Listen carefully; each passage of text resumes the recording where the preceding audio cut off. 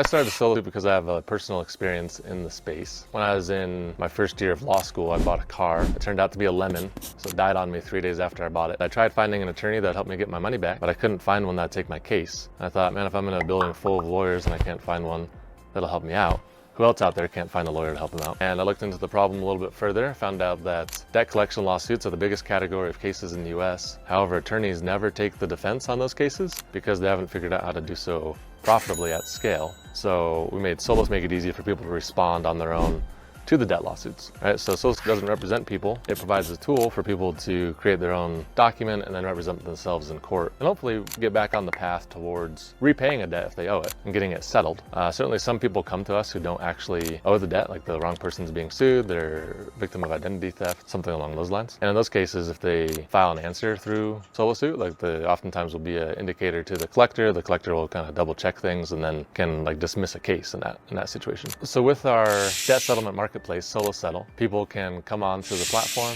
and settle their debt so they can get it settled. So how that works is the consumer usually will make an offer to the collector proactively saying, hey, I want to settle this debt, I want to get it done. And then basically consumer will make the offer, SoloSettle will then relay that offer to the collector. The collector will then respond to SoloSettle, and then that response will be relayed back to the customer. SoloSettle isn't a debt settlement company. We are a debt settlement marketplace. It's a technology that facilitates people to get their debt settled on their own. So it's connecting the consumer with the collector and helping them get a settlement together on their own terms. We help people settle debts by helping them connect and come together to find a settlement that works for both parties. So we help the consumer understand and manage their expectations, help them figure out what they should actually expect on a settlement.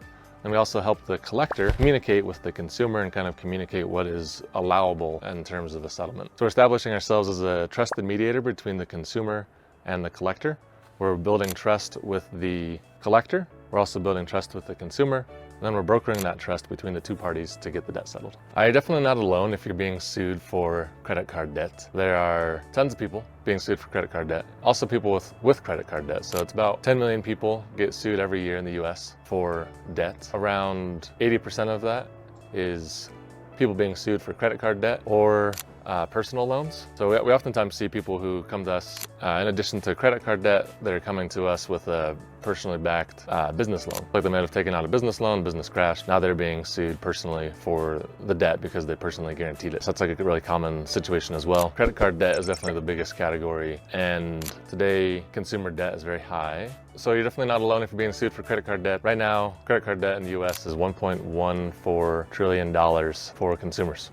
So consumers collectively have $1.14 trillion in credit card debt. So if you're in collections for credit card debt, you haven't been sued yet. That's where most people are. So there's about 70 million people in the US right now who are in collections on a debt, not necessarily credit card debt, but a debt of some sort. So the best thing to do is to try to make a game plan to pay off the debt. Number one method to do that is to do a snowball debt payoff method. At least that's the one that I would probably lean to personally. There's a lot of other methods out there, but you want to take the debt that you'll be able to pay off first, so probably the smallest debt, and pay that debt as fast as you can. So make all your payments towards that one debt. If you've already defaulted on the other debts, probably don't focus on those. Just put all your money towards the debt that you have the highest chance of paying off the quickest. And then get that one done. You'll feel good about yourself. You'll be able to celebrate once you actually get that thing paid off. That'll be a big win for you. Depending on where you are in the collection process and who you're working with, very likely that the creditor will be willing to give you a settlement. What that looks like is the creditor might be willing to pause the interest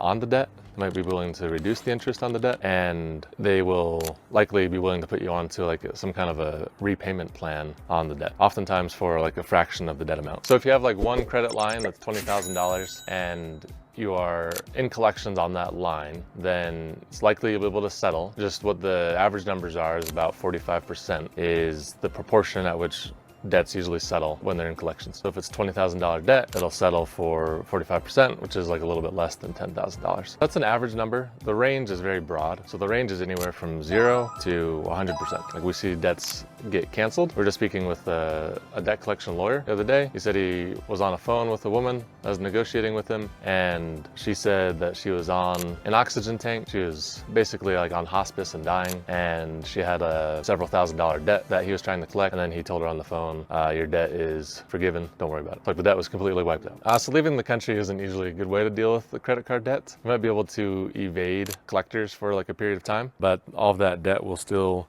be owed, and the collector can still sue you in court in US. And as it goes with courts, if you don't show up, you'll lose. One consumer comes to mind that we've worked with, moved from like the US to Canada. He was under the impression that was going to like protect him from the debt. Like the collector was going to drop the case because he's in Canada. That wasn't the case. The collector just sued him in court, and then it was really clear if the person didn't show up in court, then they would just lose, and they would then garnish his wages. That's the situation there. So it's usually best, in almost all cases, if you owe a debt, it's best to actually pay it off through settlement. But for people who do owe the debt, the best path for them is almost invariably to get the debt settled, because that will give them a boost on their credit score. Right? So instead of like saying the debt is delinquent on the credit score, they'll be able to say that the debt is settled on their credit report. It's actually better to come to us pre-lawsuit if you can't do it. Debts that are pre-lawsuit settle for about 45% on average, whereas debts that are in a lawsuit currently settle for about 85% on average of the face value of the debt. So you're much more likely to get a really great deal when you settle if you are trying to settle before a lawsuit begins.